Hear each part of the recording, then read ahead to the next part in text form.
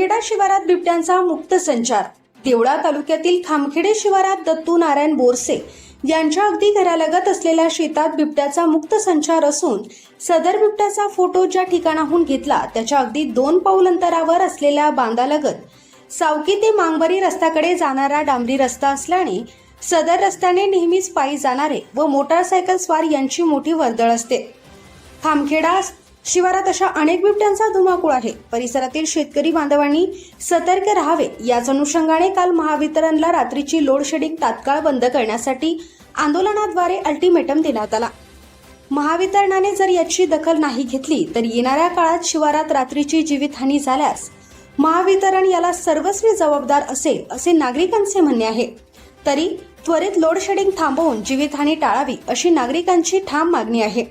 याच्यावर महावितरण आता काय निर्णय घेते याकडे सर्वांचे लक्ष लागून आहे। वृत्त संकलन देवळा न्यूज देवळा।